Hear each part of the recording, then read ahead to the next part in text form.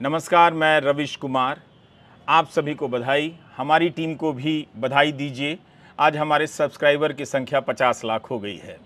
हमने अभी 100 वीडियो भी नहीं डाले हैं, लेकिन इतने कम समय में और इतने कम वीडियो के बाद भी 50 लाख सब्सक्राइबर का हो जाना आप सभी की कामयाबी है।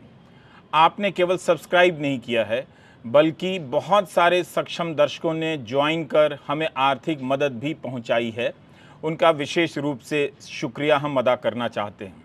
आप जो भी टैक्स देते हैं, उसी का एक हिस्सा सरकार विज्ञापन के रूप में खर्च करती है। हम बिल्कुल उम्मीद नहीं करते हैं कि केंद्र सरकार आपके दिए गए पैसे से यूट्यूबर या स्वतंत्र मीडिया को भी विज्ञापन देगी और मजबूत करने का प्रयास करेगी। हमें इस तरह का भ्रम फिलहाल बिल्कुल नहीं है, ना हम उस चक्कर में पड़ना चाहते हैं। लेकिन हम आपको बताना चाहते हैं कि आपके लिए ज्वाइन करने की एक नई कैटेगरी शामिल की गई है, जिसके ज़रिए आप एक मुश्त कुछ बड़ी राशि आप हमें मदद के तौर पर दे सकते हैं। अपनी क्षमता के अनुसार ही, ना भी दें तो भी कोई बात नहीं, बस देखते रहें, सब्सक्राइब करते रहें।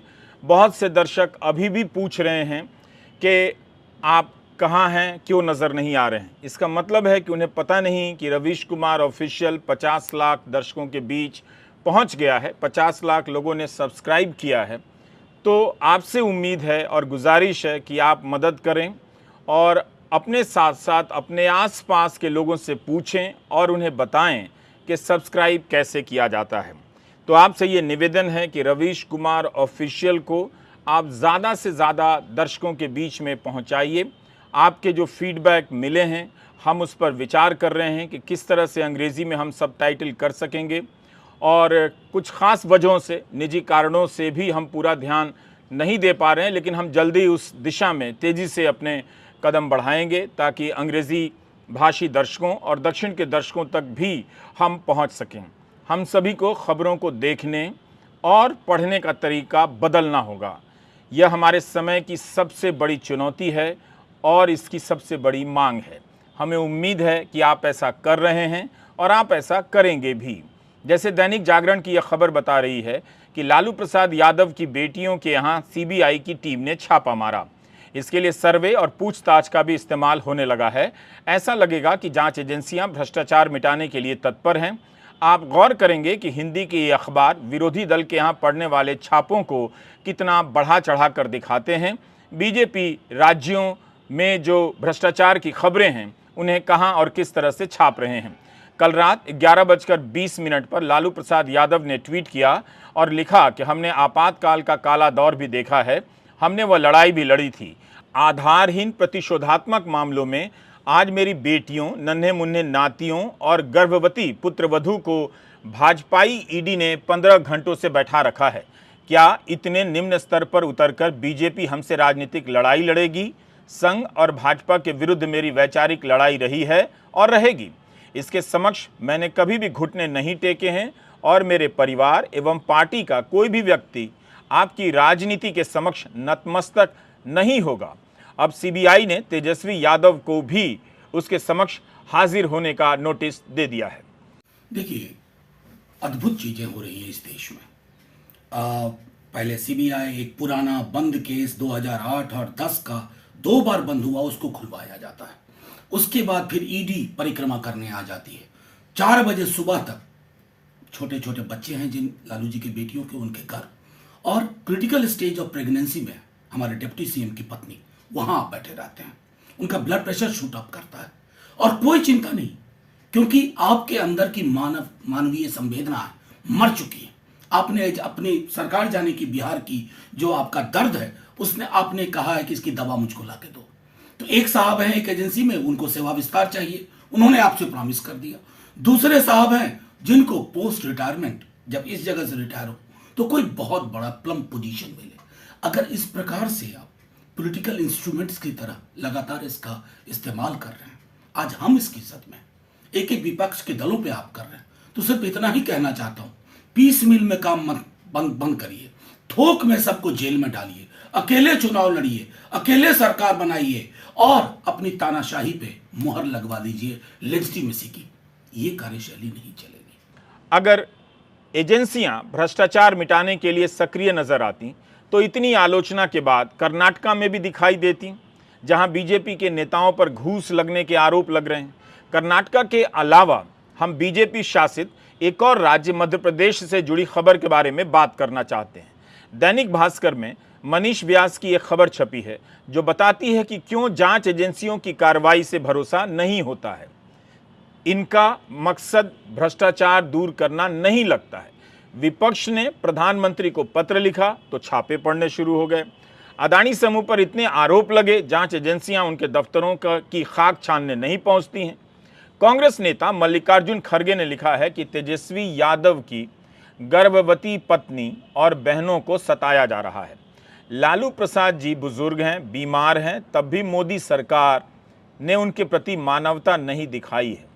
अब पानी सिर के ऊपर चला गया है। मोदी सरकार विपक्षी नेताओं पर ईडी, सीबीआई का दुरुपयोग कर रही है, लोकतंत्र की हत्या का कुत्सित प्रयास कर रही है। कहीं से कुछ होता दिखाई नहीं दे रहा है। थक हार कर बीजेपी के सांसद संजय पाटिल के 2021 के बयान को ही विपक्ष के नेता चलाते हुए नजर आ रहे हैं, जिसमें पाटिल कह रहे हैं कि उन्हें अब ईडी की चिंता नहीं है, चैन की नींद सोते हैं क्योंकि वे में आ गए हैं। उनका यह सार्वजनिक बयान है, वीडियो पर दिया गया बयान है कि बीजेपी में आकर अब खूब सो रहे हैं, ईडी का डर खत्म हो गया है, ईडी अब छापा नहीं मारेगी। तो जब तक कुछ नहीं हो रहा है, प्रधानमंत्री मोदी दैनिक भास्कर में छपी इस खबर को ही एक बार पढ़ लें और गहरी सांस लें कि उनकी पार्टी की सरकार में भ्रष्टाचार करने के मामले में पकड़े गए अफसरों को प्रमोशन मिल रहा है। इन आरोपों की जांच हो, इसके लिए कई मामलों में अनुमति तक नहीं दी जा रही है। ये हालत है। इस खबर में बताया गया है कि मध्य प्रदेश में लोकायुक्त पुलिस के 318 और ईओडब्ल्यू के 44 केस में आरोपियों के खिलाफ चालान सिर्फ इसलिए पेश नहीं हो रहे क्योंकि अभियोजन की स्वीकृति नहीं मिल रही है। अकेले लोकायुक्त पुलिस साल 2022 में कुल 368 केस की जांच पूरी कर चुकी है। इनमें 269 ट्रैप, 25 अनुपातहीन संपत्ति और 64 पद के दुरुपयोग के प्रकरण हैं। सैकड़ों मामले हैं जिनकी जांच हो चुकी है, मुकदमे होने हैं, मगर अनुमति नहीं दी जा रही है। जिस तरह से विपक्षी सरकारों के मंत्रियों, विधायकों और उनके रिश्तेदारों के यहाँ छापे पड़ रहे हैं, अगर मध्य प्रदेश और कर्नाटका में जांच एजेंसियां सक्रिय होती तो जाने कितना कुछ निकल आता, इतना कुछ निकल आता कि आप एक बार फिर से नोटबंदी के फर्जी सपने देखने लग जाते। दैनिक भास्कर की खबर के अनुसार 7 महीने पहले भ्रष्टाचार के आरोप लगने के बाद राजकीय प्रेस के उप नियंत्रक विलास मंथनवार को लोकायुक्त पुलिस ने हटाने के लिए लिख दिया था, लेकिन उन्हें नई जिम्मेदारी देकर एक तरह से प्रमोशन दे दिया गया है। उमरिया एसडीएम तो 3 साल पहले भ्रष्टाचार करते रंगे हाथों पकड़े गए, लेकिन वे आज एडीएम हैं। ऐसे कई केस हैं जो मुख्यमंत्री शिवराज सिंह चौहान के भ्रष्टाचार के खिलाफ जीरो टॉलरेंस की बात को कमजोर कर रहे हैं। तत्कालीन एएसपी अनीता मालवीय और धर्मेंद्र छबई पर 4 साल पहले रेलवे थाना प्रभारी ने घूस मांगने का आरोप लगाया था। लोकायुक्त ने केस किया। कोर्ट के आदेश के बाद फिर से जांच जारी है, लेकिन इस बीच अनीता आईपीएस प्रमोट हो गई और शिवपुरी बटालियन में कमांडेंट हैं, जबकि धर्मेंद्र भी आईपीएस बन गए। भास्कर से अनीता ने कहा कि केस खत्म हो गया है और फोन काट दिया। छबई का फोन काफी देर तक स्विच ऑफ रहा। इस रिपोर्ट में कई उदाहरण दिए गए हैं कि भ्रष्टाचार के आरोप लगने के बाद भी अफसरों को प्रमोशन मिला है। असली अमृतकाल यही है, जिनके घर से छापे में 100 करोड़ की संपत्ति मिलने का दावा किया गया, उन्हें असिस्टेंट कमिश्नर से डिप्टी कमिश्नर बना दिया गया, 7 जिलों का प्रभार दे दिया गया। 100 करोड़ की संपत्ति मिलने के दावों के बाद भी प्रमोशन दिया जा रहा है बीजेपी शासित सरकार में। मुझे लगता है कि इस तरह से जांच एजेंसियों को यह काम जो है आराम देने के लिए किया होगा, ताकि वे अपनी बची हुई ऊर्जा विपक्ष शासित राज्यों में लगा सकें और विपक्ष के सारे नेताओं का पीछा करने में लगा सकें, और रिटायर्ड लोग व्हाट्सएप ग्रुप में बैठकर इस सत्यानाश को होते हुए देखें और हाँ में हाँ मिलाते रहें कि सही हो रहा है। उधर तेलंगाना के मुख्यमंत्री की बेटी और एमएलसी के कविता को भी आज ईडी ने पूछताछ के लिए बुला लिया। दिल्ली के उप मुख्यमंत्री मनीष सिसोदिया को जिस आबकारी मामले में गिरफ्तार किया गया है, उसी मामले में के कविता से भी पूछताछ होगी। तेलंगाना के मुख्यमंत्री के चंद्रशेखर राव ने कहा है कि उनकी बेटी को गिरफ्तार किया जा सकता है। कविता ने जांच में सहयोग का भरोसा दिलाया। मनीष सिसोदिया ने जेल से पत्र लिखने के बाद ट्वीट किया है कि साहब जेल में डालकर मुझे कष्ट पहुंचा सकते हैं, मगर मेरे हौसले नहीं तोड़ सकते हैं। अगर इसी तरह से जांच एजेंसियां कर्नाटका में सक्रिय हो जाती तो क्या होता? क्या यह साफ साफ नहीं लगता कि भ्रष्टाचार के नाम पर विपक्ष को खत्म किया जा रहा है? देश में अजीब अजीब चीजें हो रही हैं। गुजरात विधानसभा में बीबीसी की डॉक्यूमेंट्री के खिलाफ एक प्रस्ताव पास किया गया है। सरकार से आग्रह किया गया है कि उस प्रस्ताव में कहा गया है कि प्रधानमंत्री की छवि खराब करने की कोशिश हुई है, इसलिए सरकार को कार्रवाई करनी चाहिए। मेरी माने तो आप सारी चिंताएं छोड़कर क्रिकेट खेलें। जहां भी जगह बची है वहां क्रिकेट खेलना शुरू कर दीजिए। सर्वोच्च नेता कभी भी आपके बीच पहुंच सकते हैं।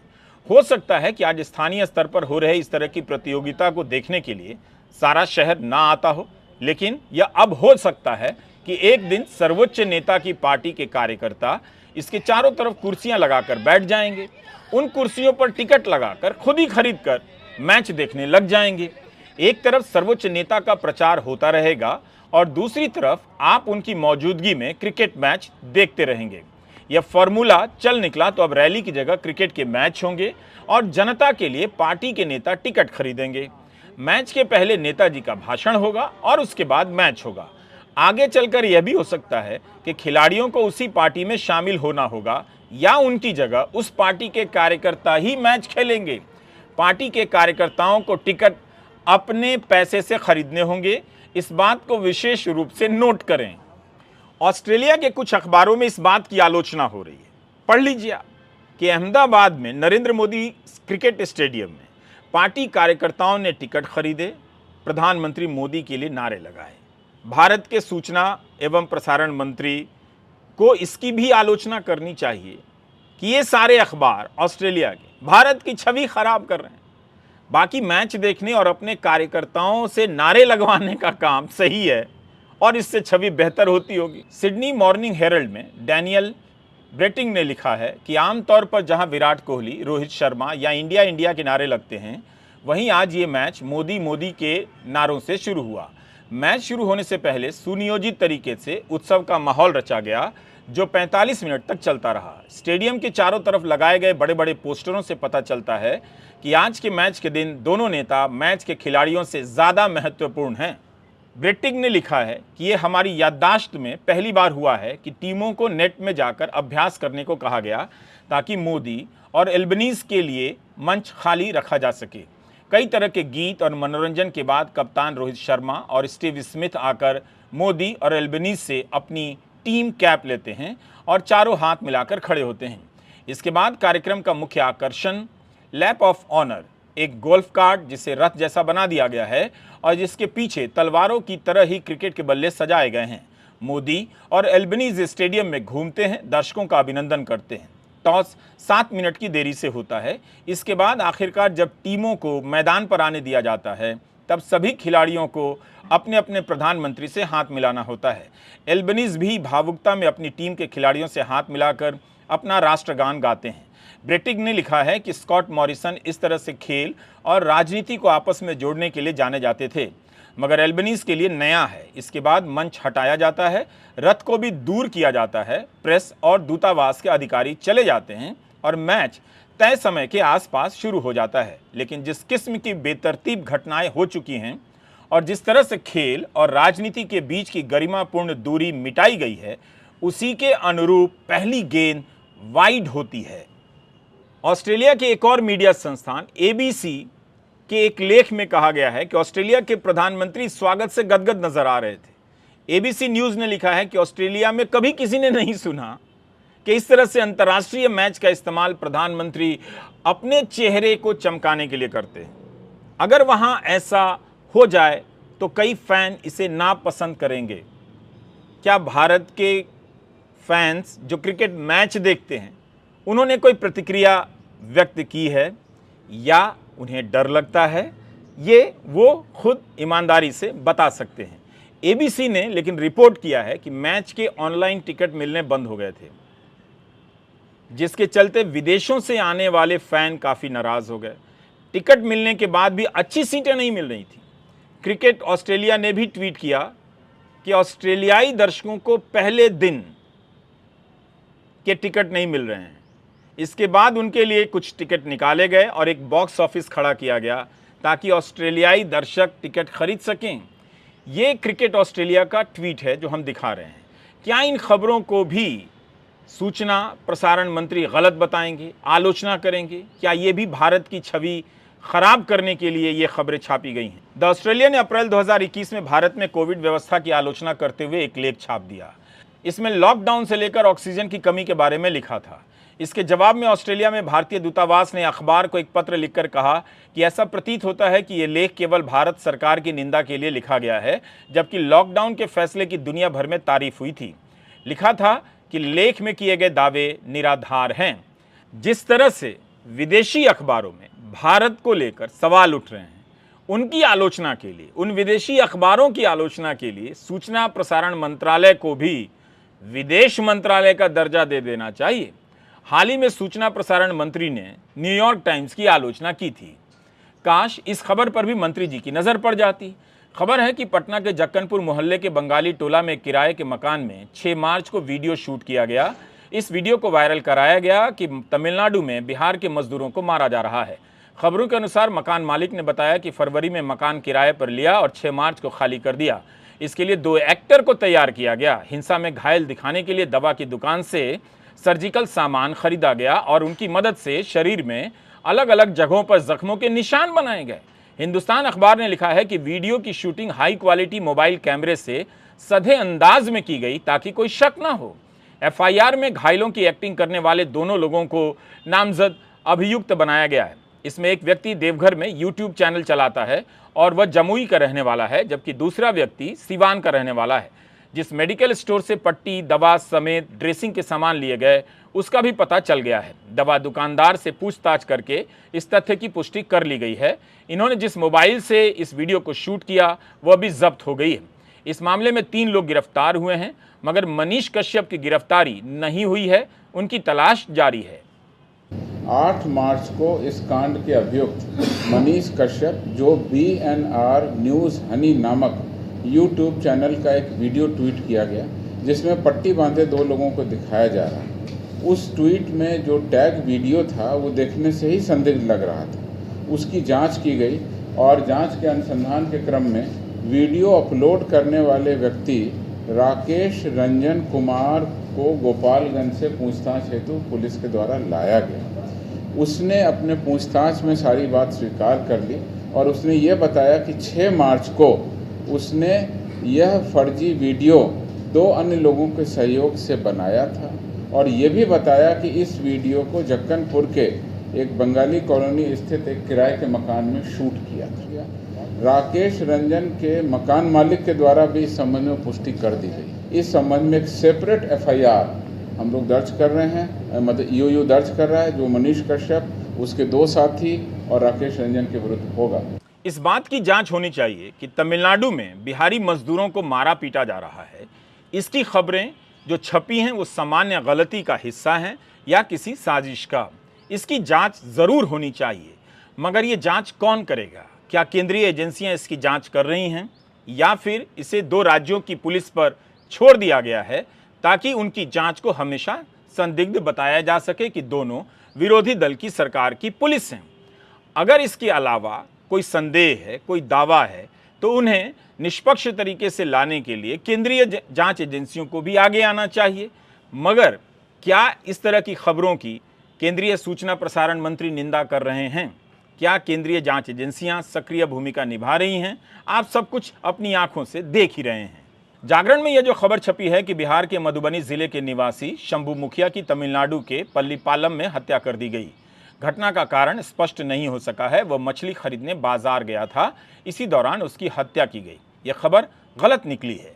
ऑल्ट न्यूज़ के मोहम्मद जुबैर ने लिखा है कि शंभू मुखिया ने 5 मार्च को अपने हाथ का नस काटकर अपने ही घर में अपने ही बाथरूम के पास खुदकुशी कर ली। शंभू मुखिया के मृत शरीर को सबसे पहले उसकी पत्नी शरण्या ने ही देखा। जुबैर ने उनकी पत्नी के बयान का वीडियो भी ट्वीट किया है। शंभू मुखिया का मृत शरीर उसके अपने घर के बाथरूम के पास पाया गया। तमिलनाडु पुलिस ने भी इस खबर को गलत बताया है कि शंभू मुखिया की हत्या की गई थी। तो आप देख रहे हैं कि आपका काम कितना बदल गया है। आपका काम सिर्फ खबरों को पढ़ना नहीं है, न्यूज़ चैनलों को देखना नहीं है, बल्कि देखने और पढ़ने के बाद पता लगाना भी है कि ये खबरें कितनी सही हैं। राज्यों के हिसाब से खबरें बदल जा रही हैं। 2 राज्यों में तनाव पैदा करने के लिए खबरों को गढ़ा जा रहा है। तो इस हिसाब से देखिए कि आपको सांप्रदायिक बनाने के लिए, आपको झूठ की आंधी में फेंक देने के लिए कितना कुछ किया जा रहा होगा। यही कारण है कि मुख्यधारा का मीडिया गोदी मीडिया बन गया है। उम्मीद है आप इसे समझ रहे हैं। अगर आप जैसे लोग समझ नहीं रहे होते तो हम जैसे नए यूट्यूबर के चैनल के सब्सक्राइबर की संख्या इतने कम समय में 50 लाख नहीं हुई होती। आप सभी का फिर से बहुत बहुत धन्यवाद, दिल से आभार। नमस्कार, मैं रविश कुमार।